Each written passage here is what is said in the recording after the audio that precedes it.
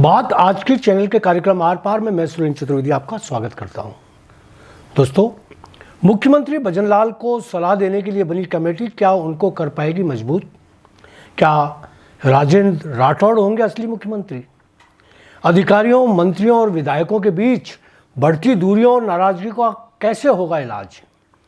राजस्थान के मुख्यमंत्री भजनलाल को हाईकमान ने भले ही सूबे का मुखिया बना दिया है, मगर अनुभवों की कमी के कारण वह कोई सार्थक भूमिका नहीं निभा पा रहे।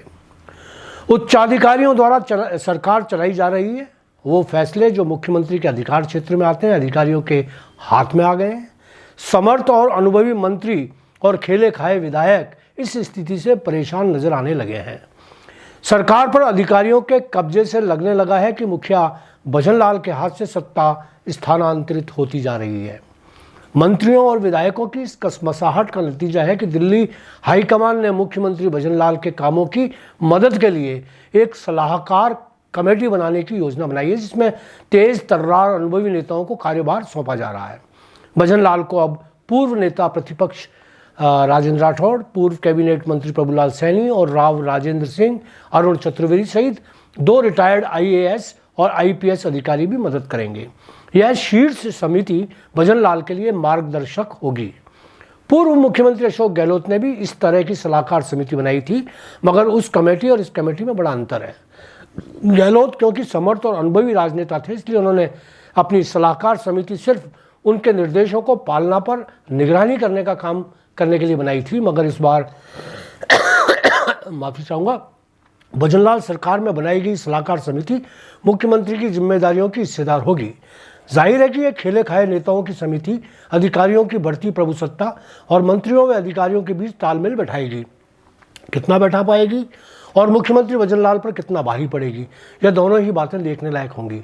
इधर भाजपा के निर्दलीय चुनाव जीते नेताओं को फिर से भाजपा की मूल धारा में लाए जाने या अलग रखने पर विचार मंथन शुरू हो गया है। संगठन महामंत्री चंद्रशेखर के तेलंगाना प्रस्थान के बाद अब यह मुद्दा लोकसभा चुनाव से पहले तय होना अति आवश्यक माना जा रहा है। भाजपा से नाराज होकर उसके अधिकृत उम्मीदवारों को हराने वाले निर्दलीयों का पुनर्वास यदि नहीं हुआ तो इन ताकतवर धुरंधरों का उपयोग पार्टी नहीं कर पाएगी। होगा ये कि लोकसभा के अधिकृत उम्मीदवार भी खतरे में पड़ सकते हैं। ऐसे में सलाहकार समिति सबसे पहले हाईकमान से इन बागियों की वापसी पर मोहर लगवाना चाहेगी। जानकारी मिली है कि इसके लिए पार्टी ने विचार मंथन करना शुरू कर दिया है। पार्टी के विरुद्ध चुनाव जीतकर आए डीडवाना के ताकतवर नेता यूनुस खान को पार्टी वापस लेगी या लगता नहीं उनके लौटने की कोई संभावना नजर आ रही है। भाजपा का मुस्लिम मोह लगभग समाप्त हो चुका है। दरगाहों में चादर चढ़ाने के लिए भेजे जाने तक का बाकी बचा मोह ही मुस्लिम नेताओं की नजर में है। उदारवादी सोच वाली भाजपा अब पूरी तरह बदल चुकी है। गंगा जमनी तहजीब खतरे में आ चुकी है। सियासती दाव पेच दोनों तरफ से ही समाज को बांट रहे हैं। जाहिर है कि इस माहौल में यूनुस खान का भविष्य भाजपा से ज्यादा कांग्रेस में अधिक सुरक्षित रहेगा। बाड़मेर की डॉक्टर प्रियंका चौधरी, चित्तौड़गढ़ के चंद्रभान सिंह आक्या, शियो के रविंद्र सिंह बाटी, भीलवाड़ा के अशोक कोठारी, भरतपुर बयाना की ऋतु बानावत, ये सभी कभी भाजपा के सम्मानित नेता थे, अब बागी होकर चुनाव जीत चुके हैं। इन सबकी पार्टी में वापसी संभव है और इसके लिए पार्टी ने मसविदा तैयार करना शुरू कर दिया है।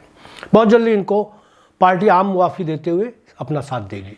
बागी होकर निर्दलीय चुनाव जीते ये सभी नेता भी चाहते हैं कि अपनी मूल DNA के साथ राजनीति का हिस्सा बना रहे हैं। यहाँ एक और बात महत्वपूर्ण है कि उन बागी नेताओं का क्या होगा जो खड़े तो हो गए मगर जिनको शानदार वोट मिले, मगर जो चुनाव जीत नहीं पाए। कुछ तो नेता ऐसे भी रहे जो भाजपा से ज़्यादा भारी पड़े मगर कांग्रेस से हार गए। क्या ऐसे नेताओं को भी पार्टी वापस लेगी? जी हाँ, जो पार्टी हिंदू धर्म छोड़कर अन्य धर्म स्वीकार कर लेते हैं उनको भी शुद्धिकरण के बाद वापस लेने जितना बड़ा दिल रखती है, वह अपनी ही पार्टी के नेताओं को क्यों नहीं लेगी? ऐसे सभी नेता जिन्होंने भाजपा के अधिकृत उम्मीदवारों की जीत को दुरूह बना दिया, उनको भी वापस ले लिया जाएगा। ऐसे लोग जिन्होंने बागियों को चुनाव जिताया या उनकी मदद की और पार्टी ने उनको निकाल दिया, वे भी वापस जोड़ लिए जाएंगे। RSS भी इस दिशा में भाजपा के साथ है। लोकसभा चुनाव में पार्टी किसी तरह का जोखिम नहीं लेना चाहेगी। मगर यहाँ फिर वही यक्ष प्रश्न कि उन नेताओं का क्या होगा जो चुनाव जीत कर भी आ गए मगर सरकार के अंदर रहकर भी खुद को हारा और ठगा हुआ महसूस कर रहे हैं। बाहर से तो नेता अंदर आ जाएंगे मगर उनका लाभ पार्टीवाज नेता कैसे उठा पाएंगे जिनके कलेजे में नफरत की आग सुलग रही है। क्या होगा उन कद्दावर नेताओं का जिनके मजबूत कंधों पर अब तक भाजपा की सियासत का भार था और जिनको अब हाशिए पर खड़ा कर दिया गया है। जी हाँ, महारानी की बगावती खामोशी का क्या होगा। आज इतना ही, कल फिर नए मुद्दे के साथ।